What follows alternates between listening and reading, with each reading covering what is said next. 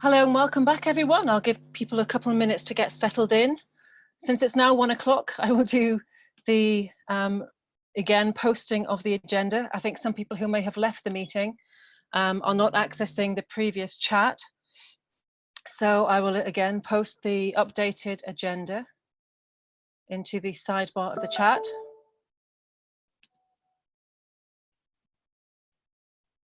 To remind people of the etiquette and protocol, the chat is being archived as the minutes of the meeting and as part of the discussion that we will use to form the basis of the organisation around the Slack groups and the individual Slack channels on campaigning.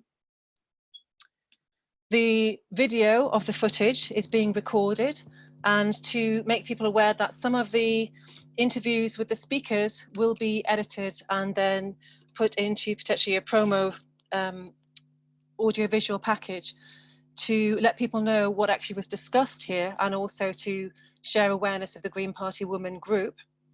I'll give people another couple of minutes to get settled.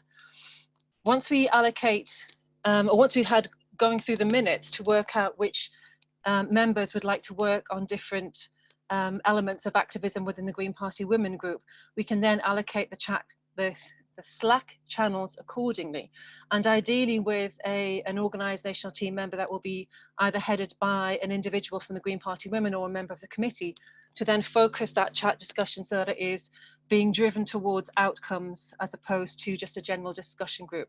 The purpose of today is not necessarily to have a hugely in-depth discussion, but to identify areas that we would like to focus on in terms of activism, particularly in the COVID crisis, so that when people who are working from home or feeling particularly disengaged want to communicate and want to be part of something and feel that they have a stronger sense of community with other members of the Green Party Women group, that we are providing that for them. So it is also for social reasons as well, and also as regarding to a welfare matter for our own members. These are very difficult times for people and we absolutely need to look after each other.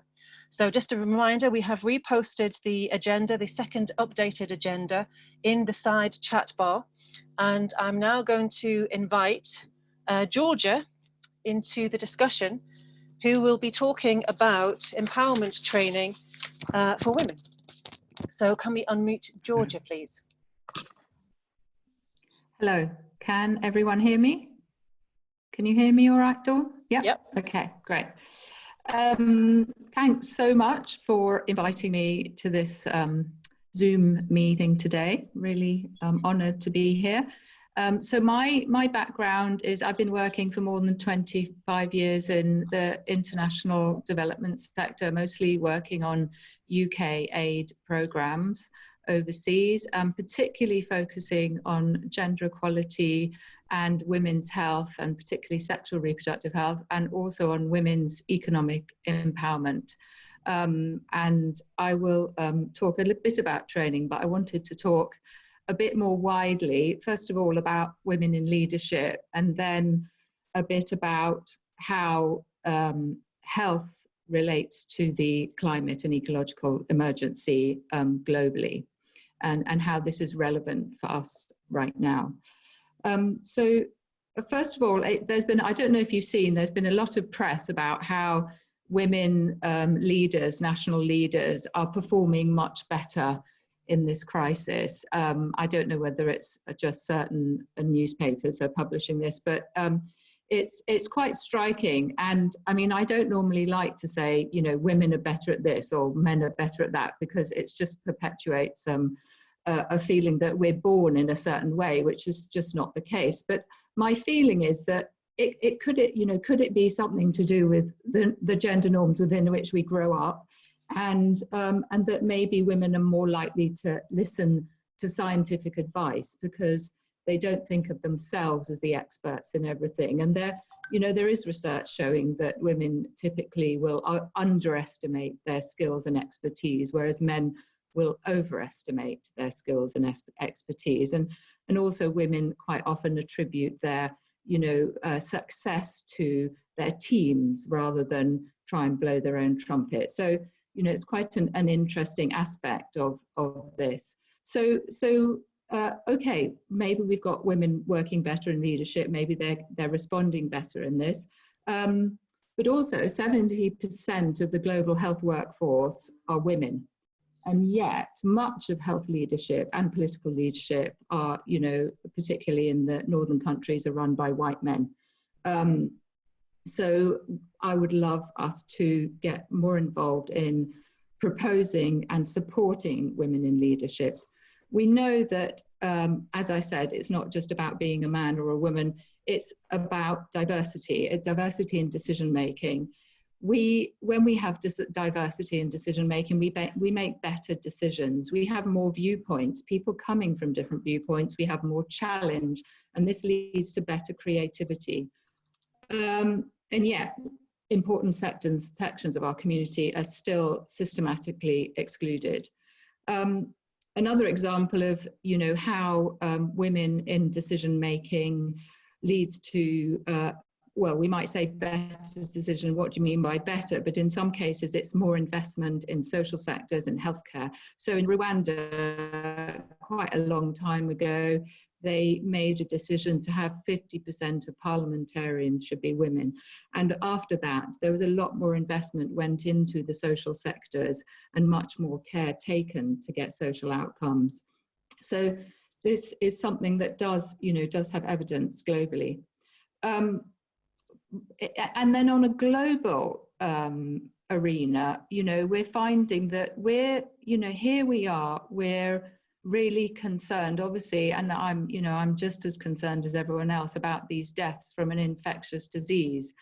And yet in the global south, you know, infections from, you know, infectious diseases are rampant, and there's high numbers of deaths, and there are so many preventable deaths. So 5.3 million children died in 2018.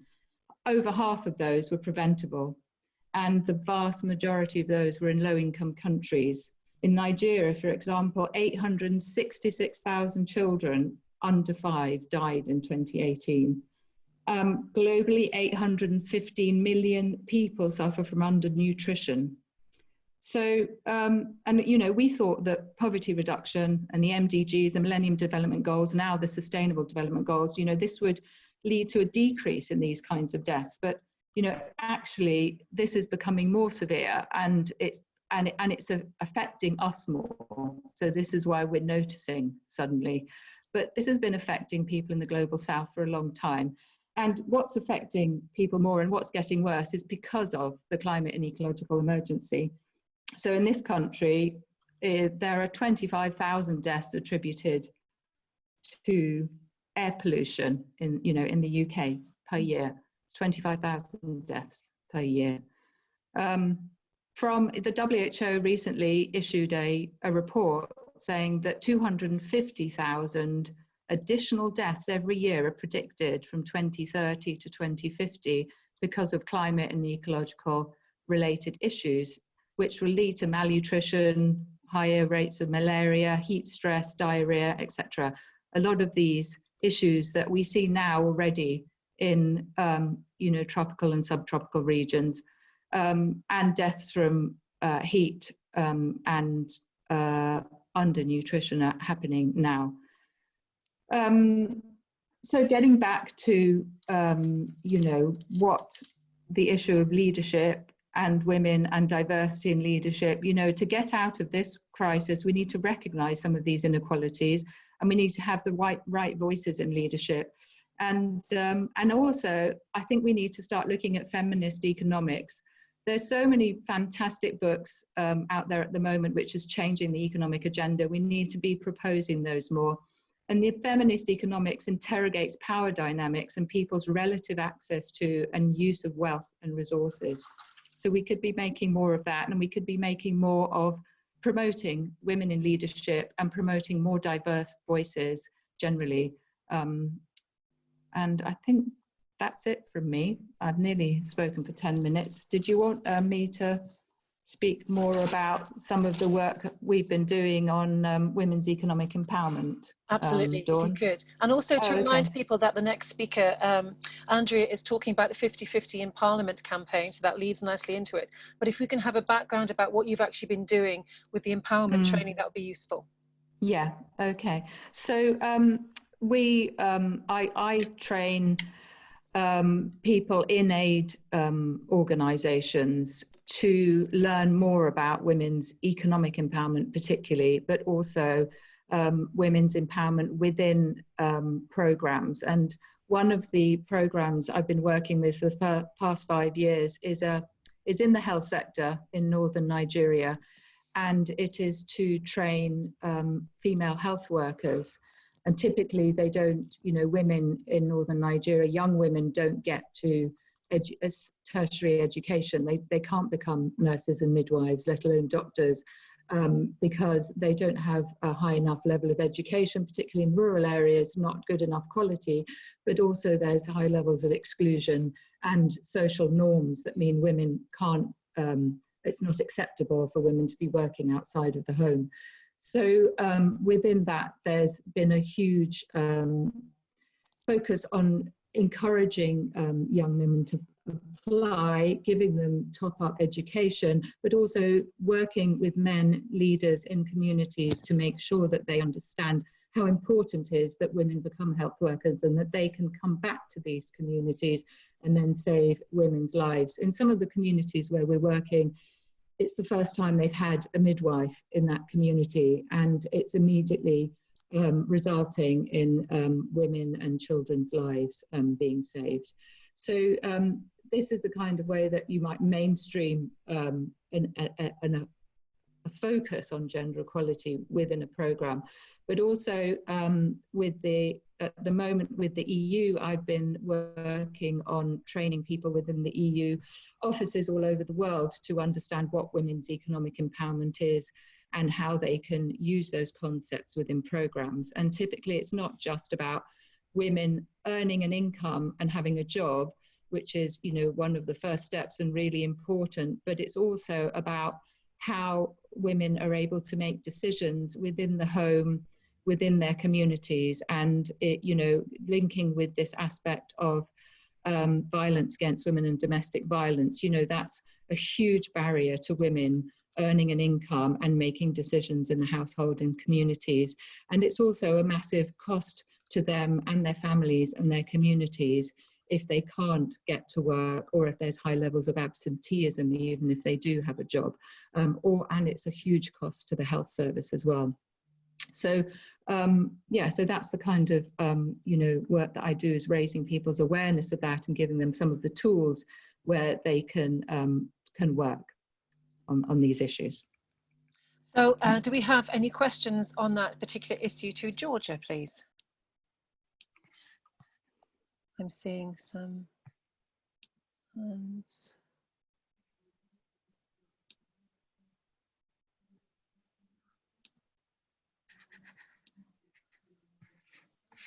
Is it possible to discuss some of how the applications of the training could be incorporated into things that we do within our own Green Party Women group? Would you be interested in facilitating some kind of training with our own members, perhaps? Is that something that we could organise?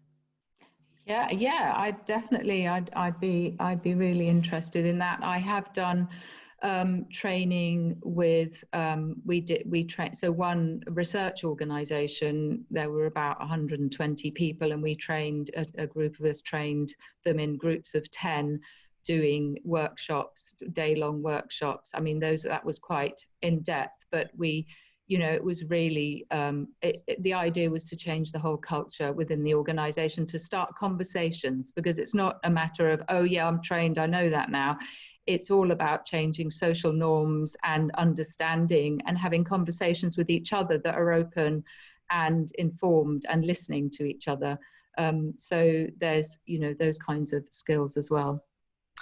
We've got a question in the chat that was asking about resources for getting further information, perhaps some books or some references that would be on this particular subject. Do you have any suggestions, Georgia, for places to go for further information, or websites or any kind of information hubs? I don't know what there's so many resources, and I've got masses and masses on my computer, and if there's something very specific, so if it's women's economic empowerment, I've got a really nice short document that describes it really well and can be used for designing approaches. But if it's more wider on gender, but in particular about COVID, there's an awful lot going on at the moment with organizations producing resources. So I can share those as well, because I keep being sent them. So there's an International Centre for Research on Women, which is really useful on that. But there are also Amnesty International and several other organizations have been publishing things.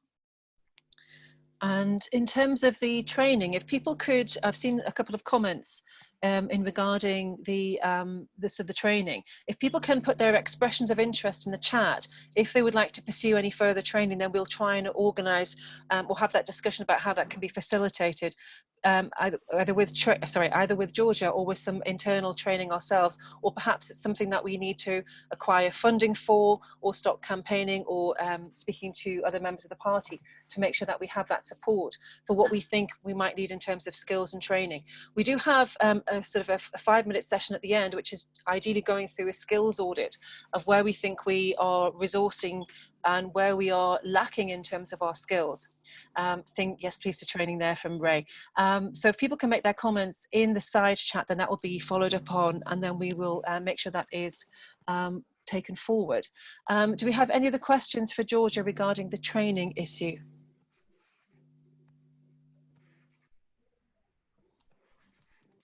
Oh, sorry, Julie, sorry, I keep calling Richard. I saw Richard Erskine going for Julia first, and then Caroline, and then I think another page. Julia.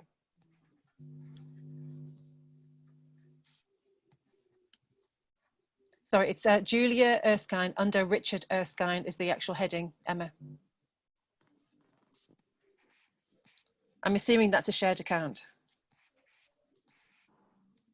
Can we unmute Richard Erskine?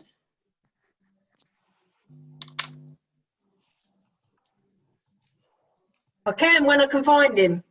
What page is he on? I've got a small laptop. I'm on page 1 with Julia. Hang on. I'm trying to click from my. You might be able to unmute yourself. I was able to unmute myself. Oh, Richard. Yes, sorry, yeah, Richard, unmute. Yeah. There you go. Sorry. Yeah, I've done it. Yeah, I've done it. Right. Okay. Hello. It was just no again. Coming from an area of ignorance. Some good introductory reading on this whole area. Where do we start? Any good ideas? Is it because it seems overwhelming at the minute with such a lot of information? Well, Georgia mentioned. So yeah. Georgia mentioned a document, so we'll share that in the chat and we'll share that with the minutes afterwards. But if you have any brief links to books that we could be looking at this point. Yeah, I think I mean, if it depends exactly what you're looking for. So are you looking for a general on gender equality across the world, or is it, you know, health and gender equality, or is it to do with COVID? Well, I'm not a professional at all in anything really. So it's stuff that would be a good way of me maybe helping other people get into the right directions. Okay. Within the party. I mean, I hold a position of coordinator within my local party, but how I can best help people who are interested to guide them into the right directions and stuff like that. So if I have a good sort of overall picture, you know what I mean? Yeah, it might be a nice idea for us to actually develop a little introductory PowerPoint or something, because that, you know, people could use to send out information, like really, you know, with maybe some global data on it and local data, and, you know, that you can have as a resource. Because I don't know if I don't know about you, but I hardly meet anyone who plows through long documents anymore. So bullet points is good. Yeah. Okay. And I think also we can perhaps cultivate a crib sheet of sort of synopses of some of these books, if that would be useful to people as a basic introduction, just to kind of get people up to speed on various issues. Did I see a hand up from? Yeah, Lockie we've got Caroline is wanting to ask a question. Oh, sorry, and Caroline. We have yes. someone else. Is that right? Yeah. Yes, as long as it's on this issue. Thank you, Caroline. Yes. I don't know which Caroline you mean. Caroline. Is it me? Caroline Russell. Oh, Okay. Caroline, I've Caroline had my Russell, hand up on the participants. Sorry, I don't Caroline. know if you're using the participants function. There are several hands up there. Okay. Sorry. Yes. Okay. Caroline Russell, then Caroline New. Thank you. Great. Well, first of all, thank you, Georgia. That was a really great talk. And I just wanted to say Green Party Women historically held training sessions, which obviously at the moment we can't do because we're in lockdown, but we can do it by Zoom, where women who are members of the party kind of worked to enable women who weren't currently standing for leadership positions either in their local party or standing for external election, and it was all about empowering, encouraging people to participate and step forward. And I think that's one of the things that I've missed most since the Green Party Women emails disappeared. It's you know, having that sense of solidarity between women in the party, enabling other people to come forward and step into positions. And I certainly would never have become a councillor in 2014 if it hadn't been for working through Green Party Women. So I think, you know, the importance of getting a Slack group set up, you know, as soon as you do that and get that sent out to us all, I think that would really make a big difference in terms of this whole agenda of empowering people to step up into leadership roles. Absolutely agree, and we are working hard on doing that right now. Caroline New. Hi, thanks, Georgia. That was really good and interesting. There is the Green Party of England and Wales has a COP26 steering group, which is working with the Scottish Greens and has just written to the Global Greens, asking them about what they think are the most important issues at COP26 and trying to get some sort of agreed manifesto. I'm wondering, what do you think, how could we incorporate some of what you've been telling us into the demands for COP26? Wow, that's a massive question. I would really love to know what's been discussed already and what some of the challenges are. But I definitely think the issue about global inequalities and us starting, us in the north who are the huge, emissions, we're the countries that are emitting most, and yet we're the ones with the loudest voices that run the agendas, and we're not the ones suffering mostly from this climate emergency. So, rebalancing that and bringing out the voices of others who are actually living this. I mean, in Nigeria, they used to have 2 rainy seasons and now they only have 1. So that means only 1 harvest. So there's less, food, and there's areas that are really, really, drought affected and flood affected at the same time. So, there's drastic climate issues. So I would definitely push that, and the whole economics area. I think it's just because I'm a bit obsessed with it at the moment, but how do we get people all over the world to agree that growth can't be an objective? It can be something that happens, and for some countries still there has to be a lot of economic growth, but we cannot make that our primary objective. It has to be well-being and sustainability, well-being for the planet, animals, and humans. So it's so how can we articulate that and get that really fully on the agenda globally? Because we're not going to be able to crack anything unless we get there. And also, I mean, the issue of financial services globally, I mean, it's a massive issue. Anyway, I could go on. I could. So thank you very much for your comments. Cara, did you have something to briefly, I'm getting away from Loppy, is that correct? We are running, if it's short, no, it's fine, okay. So we're going to move on to our next speaker. Thank you very much, Georgia. Thank you. If we can pull together a crib sheet, we'll include some other references on some other books and some other literature reviews, perhaps, so that we have a sort of a single resource that we can then post into the Slack group as a, I don't want to use the word idiot's guide, it's quite a pejorative term, but in terms of a sort of a brief introduction to some of these very complex issues. Because obviously coming at it from a perspective where we live in a completely different culture, this can be, first of all, a cultural barrier as well as an information barrier. And we're trying to break down as many barriers as we can by providing as much information as transparently as possible to our members. So I'm going to invite Andrea Carey, who is the organizer on the 50-50 Parliament campaign, which leads nicely from the empowerment of women into what we can actually do to get more women elected in our own parliament. So Andrea, can we unmute Andrea, please? If I can find her. I'm here. Yeah. What page are you on? She's on Les Fuller. I'm on Les Fuller. Yeah. Oh, right, okay.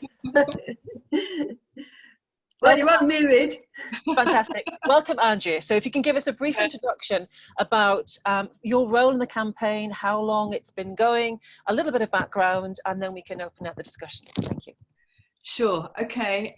Frances Scott is the director of 50-50, and it's a non-partisan campaign. Basically, the idea is to get 50% of the MPs in Parliament women.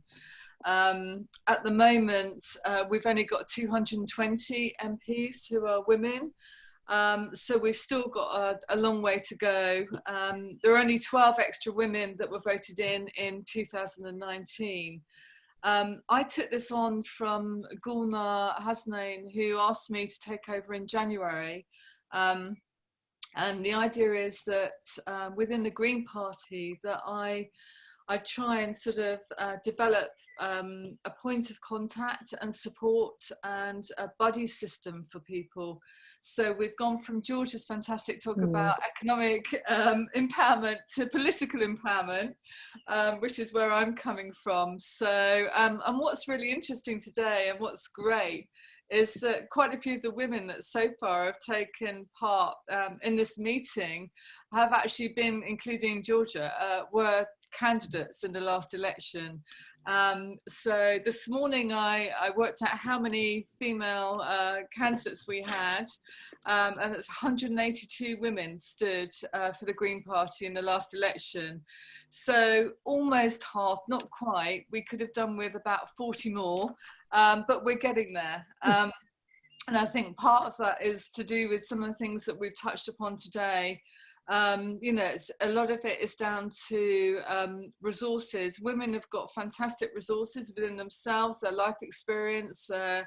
Doesn't have to be their education, it could be their work, it could be anything. But sometimes it's about not knowing where to go for information and support, and how we can build upon that and how we achieve what we want to achieve. And I think that's part of the excitement I think I have about Green Party women, having this opportunity to have an automatic opt-in your motion, so that we can start to organise ourselves, work together, form support networks, share information and resources. So basically at the moment we've got, within the 50-50 campaign,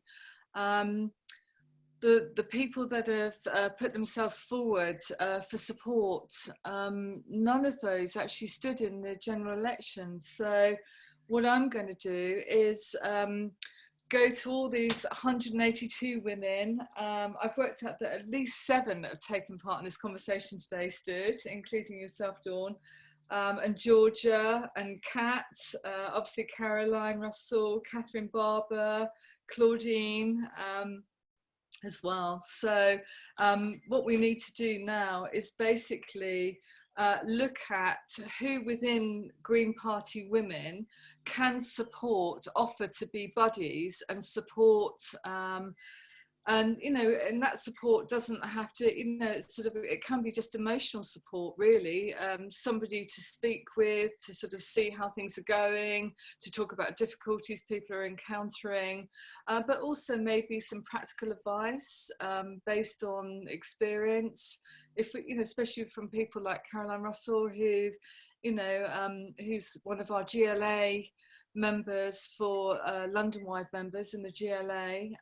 So she's got tremendous experience, and as a counsellor as well. And we've got some other counsellors, and obviously people like Caroline Lucas and our 2 Green Lords now. All of these women need to sort of help us, help our women get in there, get selected in order to get elected.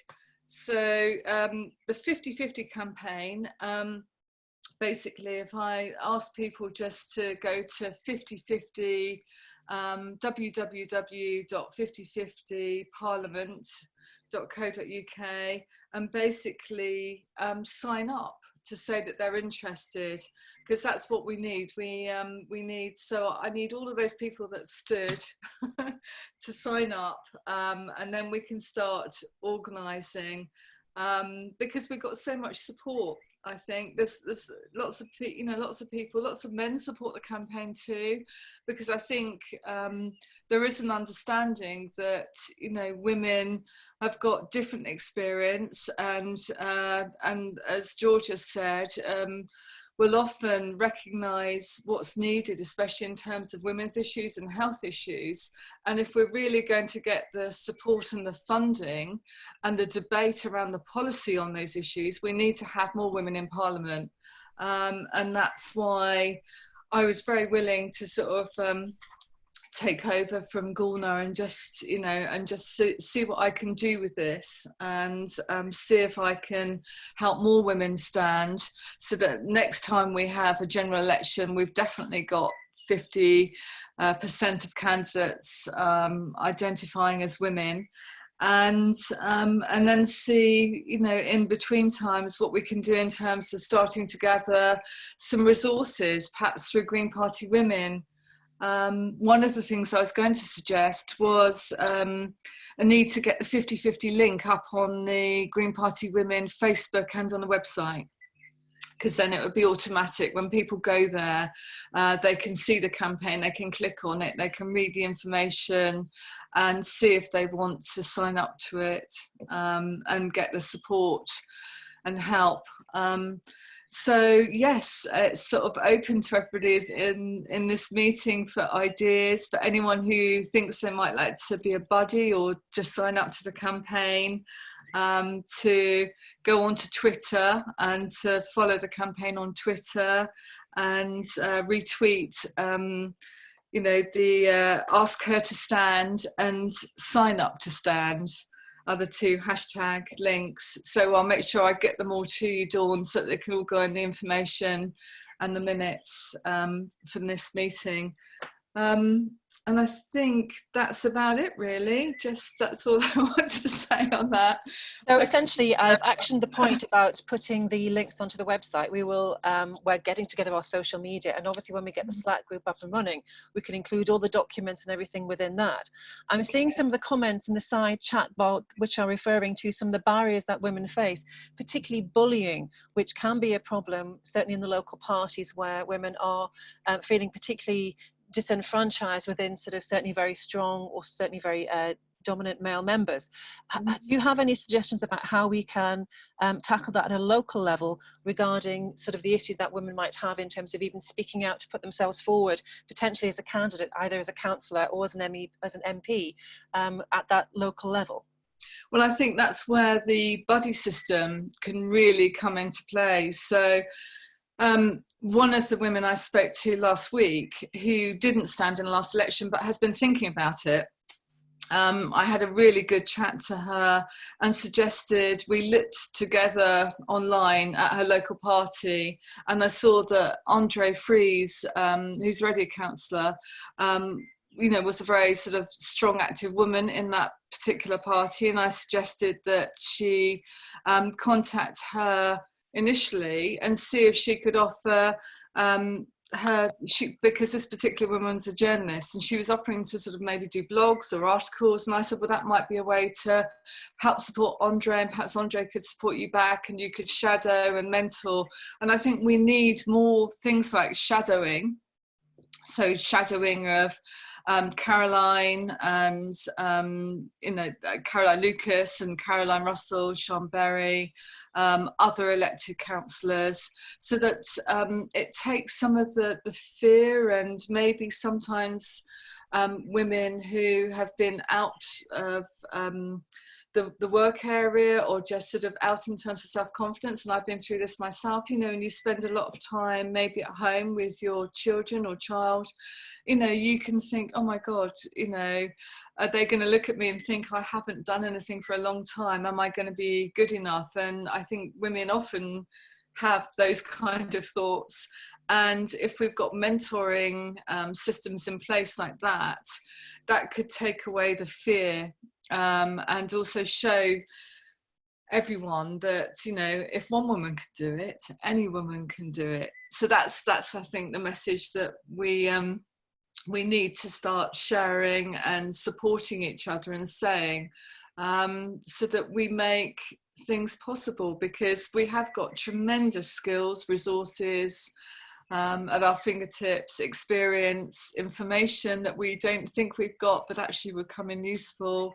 And I think, you know, yes, that local parties sometimes operate around pivotal people that have set them up, and then they don't really sort of make way for new people, and we need to sort of find ways to reach out and find those new people. And again, that's another reason why I support your motion for an automatic opt-in, because straight away women have got a place where they can go for resources and support and information, and could be connected directly to other women. If other women, maybe part of the membership could have, you know, asking all of us what information, skills, experience we've got that we feel could help other women, and trying to get the Green Party women, not just a mailing list, but like a resource information list, because we've already seen today, you know, from 3 women that, you know, there's lots of information resources about all sorts of things that other women will be interested in, and we need to find a way to sort of have that resource open and easy access for everyone else. And just to highlight some of the comments that are coming in the side chat, Natalie Bennett did some training in the media with the Young Greens a couple of weeks ago, and there's also been discussion about some of the training that used to be running under Generation Green, a mentoring scheme 2 years ago. Right. So again, if people are sort of following the information that's sort of going on there, I think certainly in terms of the training requirements and the mentoring, we desperately need a hub. The difficulty in where that information is placed at the minute is, obviously we've discussed previously that the green spaces, that is the de facto system that's being used by the party, is essentially very difficult to maneuver. And I certainly find as a GPEX member, it can be very difficult to find certain documents that are posted from different groups. And rather than, excuse me, and rather than making things difficult by sort of posting everything there, we have to make that process very transparent. So having a Slack group with specific channels that was devoted to individual campaignings or individual resources can then serve as functionality, where we have not just a specific information resource, but that we know exactly where to find it. Because the difficulty that I've certainly had within the Green Party, and I think is reflected by many others, is that the information is out there, but it's very difficult to find even on our own systems. And that's not a criticism of the staff who are obviously working very hard. It's sort of partly an overwhelming of the actual information, but also it needs to be monitored and sort of updated and tidied up occasionally to make sure that we have the most vital information going forward, and that we do have adequate resources that will be effective for when we're sort of trying to sort of organize these things and trying to organize campaigns, that we're not sort of starting everything from scratch and having to aggregate all the assets from the point. So I'd like to, on that basis, open up the idea of training and the 50/50 campaign to anyone who has a question. I saw a hand raised by Emma before. Yes, Emma Bateman. Yeah, hi. I would like to know how you address the class issue, because I'm in a very working class area. I've got loads of skeletons in my closet, and you know, I doubt if anyone's really going to vote for me on a, well, apart from Green Party women, but you know, so I would like to know, you know, what we're going to do about that to get more people from working class in. And I'd also say, like, although I've kind of stood for election unsuccessfully, what I have found quite useful is getting to know councillors in my local town council by doing other campaigns. So I think we should encourage that even if you can't get through by you know, official standing for elections, even if you're not ready for that, I found it useful to get to know councillors on an individual level, because it's given me more confidence to be able to, you know, even stand out on the street and give out leaflets and stuff like that. But yeah, I think it's a big issue, because I definitely look at someone like me and go, like, I've got not the right background, you know, I'm from working class, I've got loads of things that have gone wrong in my life and all that sort of stuff. How do we persuade people who don't fit the mold to join? You know, that's my issue that I have. Well, I find that really interesting, because you say you don't have the right background, but I think all those trials and tribulations and all those difficulties you've gone through and experienced actually give you a better background than an awful lot of people that don't represent people like yourself. So, you know, I think that's a starting point, is to stop saying that you don't have the right background, because it's, you know, it should be nothing to do with background, and it's all about life experience. When you look at the majority of the people that need help and support, it's not going to be the people that often, in a lot of, especially in a lot of the other parties, I'm not talking about the Green Party now, but in the other parties, a lot of our politicians, they don't actually represent the people that need the most help. So, you know, and that's, I mean, there's another issue. So it's about sort of, I think some of this is also for all of us that are active in whatever way we're active within the Green Party, to keep a lookout for people who are already out in the community doing stuff. Like you say, it doesn't even have to be part of a campaign.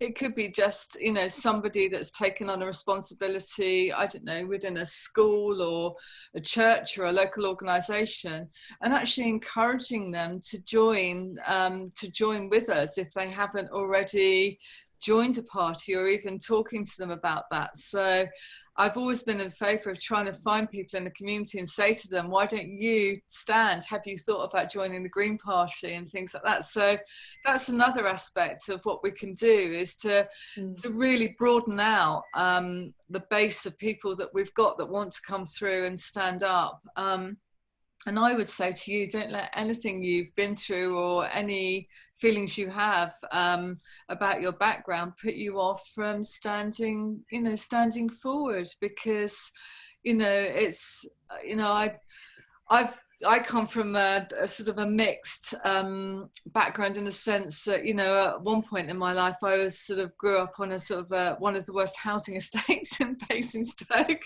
So, you know, but that's actually made me want to stand up for people who need help and support. So you know, don't let anything like that put you off. So I would say to you, use the strength of everything you've been through as your knowledge and experience, where you can help other people that are going through the same thing, and put yourself forward. I'd like to echo the comments that were made earlier by Georgia, who's just given a thumbs up there, reiterating the point that women often vastly underestimate their skills, and men vastly overestimate their skills. If anyone was in any doubt of that, to look at some of the recent footage of Donald Trump, who has been advocating injecting things and UV light as the leader of the free world. So in terms of a skills-based level, Emma, you are vastly overqualified in that respect. Does anyone have any questions for Andrea before we sort of move to the break? Having a quick scan through regarding the 50-50 campaign, the links, about class barriers, any other barriers regarding childcare. Actually, that might be interesting in terms of how we can make accommodations for women, and particularly regarding childcare barriers. Could you possibly answer that? Yeah, again, we need to think about sort of what time meetings are held. in terms of some of the voluntary work I do, I work for a neighbourhood forum. I persuade the forum to often hold meetings at weekends, so that, you know, we can have a meeting maybe at lunchtime, provide a bit of food, and also a place for children to be next to the meeting as well, if women need to bring children with them, you know, especially if they're either a sole parent, or maybe, you know, their partner is busy doing something else or whatever. So, you know, I think that's really important. My daughter's come along to quite a few of my meetings and she's just sat there colouring or on her iPad. And I think we need to, you know, it can be very difficult if our local Green Party meetings are always in the evening, which might be a time when women are putting their kids to bed or something else. So that automatically excludes them. And then there's also the issue, not just about working class women, but women who have impairments, and also women from Black and minority ethnic backgrounds as well. And again, I think that's part of the sort of reaching out in terms of you know, churches or different community organisations as well. You know, if there's you know, a whole range of different, we all of us are generally within our local communities have got a whole range of different community organisations that represent different sectors of the population, that if we, you know, we wanted to sort of give ourselves a task for this year, could say, oh, I'm going to contact such and such organisations, see, you know, go along and see if I can meet some interesting women there and see if I can encourage them to join up. That's one of the ways we could get more women from different unrepresented sectors into our Green Party membership, but also into sort of the stream of putting themselves forward to be on the, you know, on the sort of voting for councillors or for MPs, yeah, and for GLA and things. So. Final question from Julia, and then that will be the end of the session, unless anyone has any. Julia. Hi, thanks, that was really interesting. You basically actually addressed what I was going to ask just now, because I was going to say, yeah, just to echo what Emma said, that so many women have these additional barriers, that I was wondering if Green Party women or if 50/50 had special trainings for, you know, different women facing intersectional barriers, like special training for disabled women that will face different barriers to non-disabled women and women of colour. So maybe that's something Green Party women could look at, or if that's something maybe you already do. Do you know, I need to find out a bit more about Equal Power, because it's the organisation working with the 50/50 campaign, and they apparently are going to be putting on training sessions. And as you say, I mean, some of the things you've just raised there are really important for me as well, to make sure that we've got equality in terms of opportunity for women, just to, you know, sort of put their foot in the water and see if it's for them. So I'll follow that up with the 50/50 campaign and see what they're planning. Obviously at the moment with COVID-19 it makes everything quite difficult, but I mean there's nothing to stop them sort of planning a programme going into the future and to seeing how that might work even online like this, doing a training session, because I too would be very keen to see more disabled women, and as I say, especially women from Black and other ethnic groups represented. It took me hours actually to go through all the women who stood in the last election. There wasn't a handy list, so I had to go to the candidate website. It took me 5.5 hours to go through everyone and print them all off. But at a guess, having gone through them all, I'd say probably less than 10% were from Black and minority ethnic groups, of those that I had to make a judgment on based on photographs, if you see what I mean, because there's no sort of information there about that either. It was just the women themselves and sort of what they wrote about themselves and why they were standing, which is really interesting. So it gave me a really good sense of all the resources that we have, which are fantastic. I have to say, we've got such amazing women, and that's why you know, we've got to find a way to women to shine their light and be seen, not just always behind the scenes. And that's why I'm very keen to to work on this campaign and bring more women forward. Absolutely agree, and thank you very much for your contribution. We will be aggregating the minutes and the links. We'll possibly find some more links, including the equal power, and we will, as an action point, put any links, including the 50/50 campaign, on the Green Party Women website and also our social media channels through then. We will now take another comfort break, and we will see you back at 2 o'clock to hear GPEX member Brita Goodman talking about the climate change campaign. Thank you very much.